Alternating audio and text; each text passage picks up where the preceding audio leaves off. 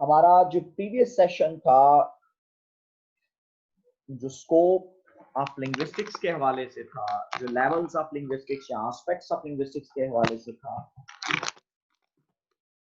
हम उसी को ही आज इस सेशन में भी कैरी करेंगे and we'll try to conclude the session as well. Here, when we talk about the analysis of, you can say, levels of linguistics, this figure says what language is, या linguistics किन किन aspects को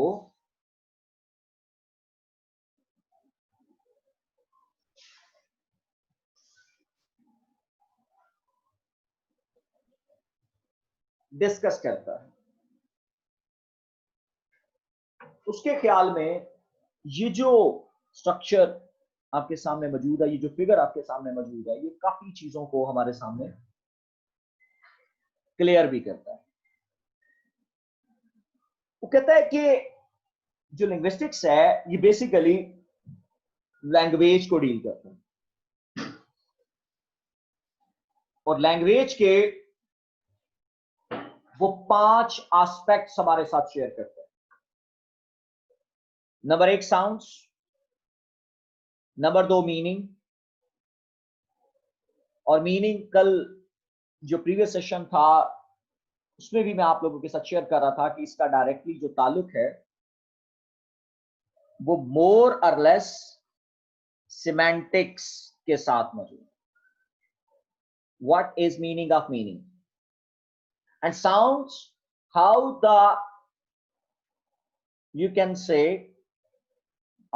say logical and rational sounds are being produced, इसके साथ इसका ताल्लुक।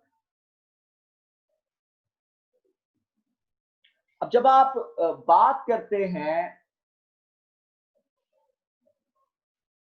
Language की तो वो फर्दर इसके 3 एस्पेक्ट्स हमारे साथ शेयर करते हैं। मटेरियल एस्पेक्ट्स जिसको आप सब्सटेंस कहते हैं, स्ट्रक्चरल एस्पेक्ट जिसको आप फॉर्म कहते हैं, एंड एनवायरमेंटल एस्पेक्ट जिसको आप कॉन्टेक्स्ट कहते हैं, यानी कि जो सोसाइटी के साथ structure, how the words and sentences are form, and material aspect, how the you can say sounds are, you can say heard or received, and how they look like. अब अगर इसी तर्ज को देखा जाए तो सब्सटेंस में जो मटेरियल एस्पेक्ट्स है उसके 2 पार्ट हैं, एक फोनिक और एक ग्राफिक, कि how the sound is produced, how the sound is heard, that is what we call phonic aspect, और दूसरे नंबर पर आ जाता है that is what we call graphic, कि जब उस साउंड को आप लिखते हो on some page, आप किसी भी तरह से, मतलब वो प्रिंटेड फॉर्म में आपके पास आती है, रिटन फॉर्म में आपके पास आती है, तो वो किस तरह से आपको दिखाई देती है। तो जो पार्ट साउंड का है जिसको फोनिक पार्ट कहते हैं उसको हम फोनोलॉजी कहते हैं, और जो रिटन पार्ट है उसको हम ग्रेफोलॉजी कहते हैं। हियर ग्रेफोलॉजी गलत है, इसमें ग्रेफोलॉजी, कि how you can say words, how you can say the letters are written. अब स्ट्रक्चरल एस्पेक्ट की बात कर लें तो इसमें ग्रामर मौजूद है, and in previous 2 sessions I was stressing upon a single thing, that grammar deals with 2 portions in linguistics. One is morphology and other is syntax. Morphology is basically the science of words, and syntax basically deals with the syntactical structure of the sentences, how those words are organized in a string for a meaningful context. और अब अगर आ जाएगा environmental aspect के किस में मतलब जो है वो बोला जा रहा है, जिसके 2 हिस्से हैं, one is called textual and other is called situational, कि जो टेक्स्ट आपके पास है इधर वो आपके पास स्पीकिंग फॉर्म के अंदर मौजूद है, या वो आपके पास वर्बल कम्युनिकेशन के तौर पर मौजूद है, वो किस कॉन्टेक्स्ट में बोला गया। इसी वजह से हम जब भी ये कहते हैं ना कि हमसे कोई एक जुमले का मतलब या एक जुमला जो है वो पूछ देता है, तो हम उससे सिर्फ एक बात करते हैं, यार पहले मुझे इसका कॉन्टेक्स्ट बताओ। जब हम ये बात कहते हैं ना कि कॉन्टेक्स्ट बताओ, तो हम बेसिकली यही कह रहे होते हैं कि ये बात किस सोशल कॉन्टेक्स्ट के अंदर कही गई है, क्यों कही गई है। हम किसी भी एट रैंडम लाइन को हम ट्रांसलेट नहीं कर सकते, क्योंकि हमें उसके आगे और पीछे के जो आइडियाज हैं, हम जब तक उन आइडियाज को क्लियरली अंडरस्टैंड नहीं करते, और उन आइडियाज के बगैर चीजें हमारे पास क्लियर नहीं हो सकती। तो ये जो फिगर मैं आपके साथ शेयर कर रहा हूं, ये उसी मतलब जो लेवल्स ऑफ लिंग्विस्टिक्स हैं, ये उनका हमारे सामने इजहार भी कर रहा है कि किस तरह से लिंग्विस्टिक्स जो है वो किन एस्पेक्ट्स को डील करता है, और कौन से एस्पेक्ट्स जो हैं वो मतलब जो है वो आपस में इंटरकनेक्टेड हैं।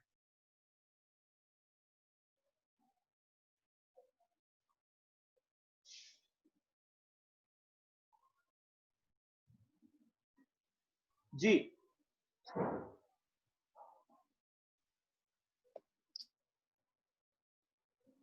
जी Not lead one to confusion. There are no different for the stuff Such a language. labeling of names, however, should not lead one to confusion. ये जो लेबलिंग है नेम्स, इसको कंफ्यूजन की तरफ जो है वो हमें लेकर नहीं जाना चाहिए। बहरहाल ये जो अभी मैंने आपके सामने कुछ चीजें शेयर की हैं, we must not take you can say into an labelling form.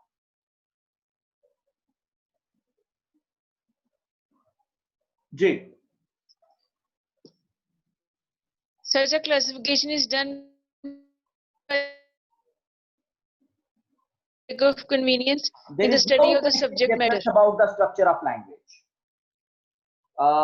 जो दुनिया की आप कोई भी जुबान आप उठा लें, उनमें जो है वो कोई डिफरेंसेस नजर नहीं आते, खासतौर पर स्ट्रक्चर। ये जो मैंने आपको स्ट्रक्चर आपके सामने शेयर भी किया है, ये ऑलमोस्ट दुनिया की तमाम जुबानों के अंदर मौजूद है। Such a classification is done by the linguist of for the sake of convenience in the study of subject matter. ये सब्जेक्ट मैटर में ये कन्वीनियंस के लिए ये सब कुछ जो है वो किया जाता है। language which is a complex phenomena, no doubt we can understand that language is a complex phenomena, or all these levels are interrelated aspects। ये जो levels हैं ये interrelated है of a subject matter, quite often overlapping, ये एक दूसरे के ऊपर overlap करते हैं। any separation or classification should not be treated as dished or opaque। इस हवाले से हम कोई एक पर्टिकुलर क्लासिफिकेशन नहीं बना सकते कि ये क्लियर है, ये अनक्लियर है। A linguist has to describe human language, उसको ह्यूमन लैंग्वेज को डिस्क्राइब करना पड़ता है, and human beings do not use just one level of its at a time. और जो इंसान है वो लैंग्वेज का एक लेवल नहीं इस्तेमाल करते, बल्कि वो बयाक वक्त कितने ही मतलब उसके लेवल्स जो हैं वो इस्तेमाल कर रहे होते हैं। इस हवाले से जो डायग्राम जो अभी हमने पढ़ा वो बहुत क्लियरली इस बात का इजहार करेगा। जी,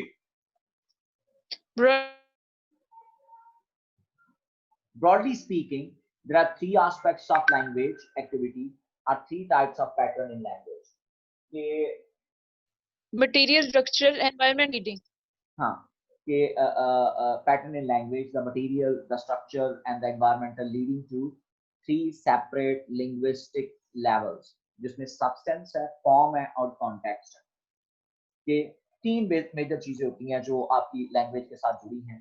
कि लैंग्वेज मटेरियल क्या है जिससे मतलब लैंग्वेज बन रही है, लिंग्विस्टिक्स या लिंग्विस्ट जो है वो इन चीजों के साथ, फिर फॉर्म, और फिर ये कॉन्टेक्स्ट, उसका मतलब स्ट्रक्चर क्या है, फॉर्म बेसिकली स्ट्रक्चर के साथ, एंड कॉन्टेक्स्ट वो किस कॉन्टेक्स्ट में बोली जा रही है। The substance is a raw material of language, जिसमें ऑडिटरी जो आपके फोन्स हैं, और विजुअल ग्राफिक सब्सटेंस हैं, यानी कि जो आपके लेटर्स हैं, जो आपकी साउंड्स हैं, वो किस तरह से मतलब जो है वो बोली जाती हैं, और जो आपके फॉर्म्स हैं वो आप किस तरह से वो साउंड प्रोड्यूस होती हैं, या वो प्रोड्यूस होके सुनी कैसे जाती हैं। ऑडिटरी बेसिकली प्रोड्यूसिंग का साउंड प्रोडक्शन का जो एक्चुअली सिलसिला है वो आपकी ऑडिटरी और फोनेटिक्स के साथ जो है वो डील करता है।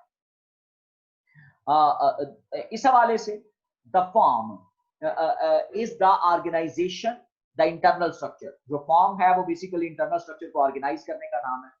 इट्स ग्रामर जमा लेक्सिस, कि किस तरह से ग्रामर और लैक्सिकल आइटम्स यानी कि वोकैबुलरी जो है उसको किस तरह से आप आपस में कनेक्ट करते हैं। अब अगर ग्रामर की बात कर ले तो इसमें दो चीजें हैं, एक आपकी मॉर्फोलॉजी है, how the words are formed, और दूसरा आपका सिंटैक्स है। और lexical basically how the words you can say जो है वो कनेक्ट किए जाते हैं एक स्ट्रिंग के अंदर, ताकि एक मीनिंगफुल स्ट्रक्चर जो वो बनाया जा सके। The context is the relationship between form and situation which we call meaning, जिसको आप semantics के साथ associate करते हैं। तो linguistic science has to explain language at all these levels. इन तमाम levels के हवाले से बात करनी पड़ती है और इसको हम आसानी से नीचे understand कर सकते हैं। जी।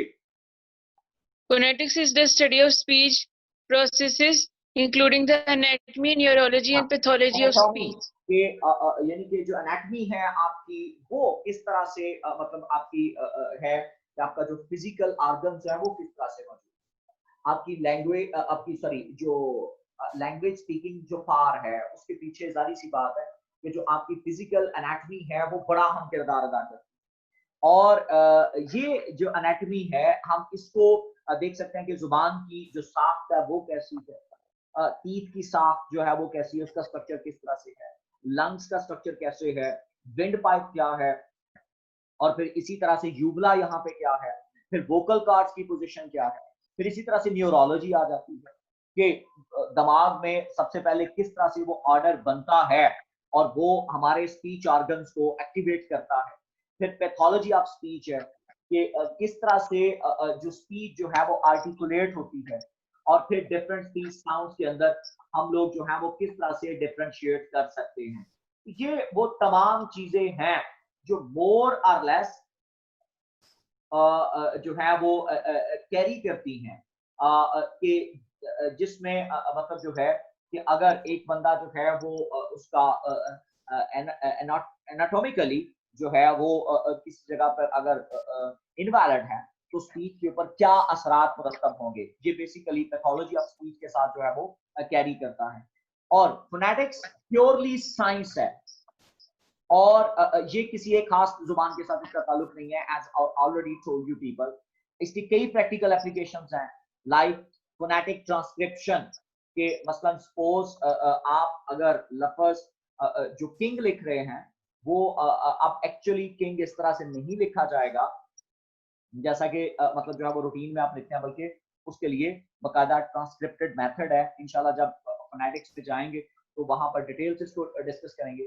लैंग्वेज टीचिंग का मामला है, स्पीच थेरेपी है, कम्युनिकेशन इंजीनियरिंग है, और some phoneticians consider phonetics to be outside the central core of linguistics. तो समझते हैं कि ये इससे बाहर proper, but most would include it under the heading of linguistic science. तो इसी वजह से जब आप मतलब न्यूरोलॉजी की बात कर रहे हो, एनाटॉमी की बात करते हैं, आप पैथोलॉजी ऑफ स्पीच की बात करते हैं, और आप फिजिक्स अकूस्टिक फिजिक्स की बात करते हैं, तो then certainly it is rightly to be called linguistics is a science. फिर वाकई में हम कहेंगे कि लिंग्विस्टिक साइंस है। The study of sound systems of particular language is part of phonology. तो साउंड सिस्टम की एक खास जुबान की जब आप साउंड की बात करते हैं तो that is what we call phonology. लेकिन अगर हम तमाम जबानों के हवाले से हम बात कर रहे हैं तो हम उसको हमेशा ये बात याद रखिएगा कि हमने उसको फोनेटिक्स के साथ एसोसिएट करना है। फोनेटिक्स दुनिया की तमाम जुबानों के हवाले से मतलब जो है वो डील करते हैं। अब अगर हम लोग फोनेटिक्स की मिसाल दे दें तो उसकी 3 मेजर ब्रांचेस हैं, जिसमें आर्टिकुलेटरी फोनेटिक्स है, the study of movement of speech organs हो, कि कैसे मतलब टंग की पोजीशन क्या होगी, फिर उसके बाद जो है जो टंग पोजीशन है वो किस तरह से फॉल करेगी, टीथ पोजीशन कैसे होगी, फिर माउथ पोजीशन क्या होगी। तो स्पीच आर्टिकुलेशन के लिए जो स्पीच ऑर्गन्स की पोजीशन है वो देखी जाती है, उनकी मूवमेंट देखी जाती है। फिर अकूस्टिक फोनेटिक्स, जब साउंड प्रोड्यूस हो जाती है तो आप अंदाजा कर लें कि मेरे मुंह से जो साउंड प्रोड्यूस हो रही है ये लफ्ज नहीं आ रहे, बल्कि ये प्रोड्यूस होने के बाद ऑटोमेटिकली जो ही मेरे लिप्स से ये साउंड बाहर जा रही हैं, तो ऑटोमेटिकली ये बात एक आपने याद रखनी है कि ये वेव्स में कन्वर्ट हो जाती हैं। वेव्स फिर इसको जो है वो ये डिकोडेड फॉर्म में, सॉरी एनकोडेड फॉर्म में चला जाता है, और यूं ही ये आपके माइक्रोफोन पर आता है या आपके कान पर गिरता है, और आपका कान जब इन्हीं साउंड वेव को आपके दिमाग तक लेके जाता है, तो वहां पर डिकोडिंग का प्रोसेस जो शुरू हो जाता है। अब ये जो साउंड वेव्स हैं, इसको मतलब कि किस तरह से ये ट्रांसमिट होती हैं, इसको हम अकूस्टिक फोनेटिक्स कहते हैं। Physical properties of speech sounds के फ्रीक्वेंसी कितनी है, एम्पलीट्यूड कितना है, ट्रांसमिशन का लेवल जो है वो मतलब जो है वो किस तरह से है। और फिर आ जाता है auditory phonetics, the study of hearing and perception of speech sound, कि आप साउंड कैसे सुनते हैं, फिर उसके बाद हियरिंग कैपेसिटी जो है वो आपकी किस तरह से है। ये वो तमाम चीजें हैं जो बेटा इसके साथ एसोसिएट करती है। जी, Laboratory phonetics, experimental phonetics, or instrumental phonetics are general terms for the phonetic studies which involve the use of mechanical and electronic apparatus. और खास तौर पर जो आपका अकूस्टिक फोनेटिक्स है, उसमें आपको मतलब जो है वो लेबोरेटरी ऑपरेटर्स की जरूरत पड़ती है। वहां पर आपका एम्पलीट्यूड आपका चेक किया जाता है, फ्रीक्वेंसी लेवल जो है वो चेक किया जाता है, और सेवरल सोफिस्टिकेटेड इंस्ट्रूमेंट्स जो हैं वो are used in modern times for this purpose. और पिच को जज जो है वो इस तरह से मतलब जो है वो किया जाता है। Phonetic substance, as opposed to the visual or graphic material of which language, refers to the auditory aspects of the sound features of spoken language. तो ये भी मतलब जो है वो स्पोकन लैंग्वेज के काम तीन फीचर हैं, as studied by articulatory, acoustic and auditory phonetics, कि हम इसको आर्टिकुलेटरी फोनेटिक्स में देखते हैं, अकूस्टिक फोनेटिक्स में देखते हैं। ये मतलब जो डिफरेंट पैटर्न्स हैं, हम इसके साथ इसको डिस्कस करने की कोशिश करें। फोनेटिक सब्सटेंस ये विजुअल और ग्राफिक मटेरियल है किसी भी रिटन लैंग्वेज का, refers to auditory aspect of the sound features, कि जिसमें आप के वो साउंड्स अगर रिटन फॉर्म में है तो वो किस तरह से है, और ऑडिटरी फॉर्म में है तो वो किस तरह से होगी, as studied by articulatory, acoustic and auditory phonetics. उसके बाद phonology, as I told you people that phonology is basically dealing with the language of particular language, a specific language की जब आप बात करते हैं। Phonology is the study of speech sound of a given language and they function within the you can say sound system of that language। एक खास जुबान के हवाले से जब आप बात करेंगे वो फोनोलॉजी कहलाएगा, लेकिन जब आप ओवरऑल दुनिया की तमाम जुबानों के हवाले से बात करेंगे तो वो फोनेटिक्स कहलाता है। तो इट कवर्स बोथ फोनीम्स, यानी कि सिंक्रोनिक फोनोलॉजी के फोनेमिक्स। सिंक्रोनिक फोनोलॉजी से क्या मुराद होगी, इंशाल्लाह सिंक्रोनी और डायक्रोनी जब होगी वहां पर भी जाके डिटेल से गुफ्तगू हो जाएगी आपसे। लेकिन जब आप सिंक्रोनिक फोनोलॉजी की बात करते हैं, तो हम ये बात कहने में बिल्कुल हक बजानत है कि आज स्पीच साउंड्स कैसे प्रोड्यूस मतलब क्या वो एक जुबान के अंदर साउंड्स कैसे बोली जाती हैं, वो वर्ड्स की प्रोनाउंसिएशन क्या है, और डायक्रॉनिक पास्ट में क्या थी और आज क्या थी। जिस तरह से आप चौसेनियन लैंग्वेज के अंदर स्वीट को सूटेड पढ़ रहे थे, और इसी तरह के साथ डिफरेंट जो पास्ट में थे, पास्ट में कैसे साउंड बोली जाती थी और आज कैसे बोली जा रही है, that is what we call diachronic. Sound changes in the history of a given language. So phonology का जो असल फंक्शन है, functional phonetics of a particular language, and is of great help in learning of that language, और उस language को सीखने में इसका बहुत ज्यादा हाथ होता है। जी, Grammatical level. Grammatical level comprises of syntax and morphology. हाँ, ये मतलब जो इसमें मौजूद है वो आपका सिंटैक्स है, और आपकी मॉर्फोलॉजी जो है वो इसमें एग्जिस्ट करती है। और आप इसमें जो है वो आप देख सकते हैं कि syntax is grammar which is concerned with the study of arrangement of words, कि जिसमें आप वर्ड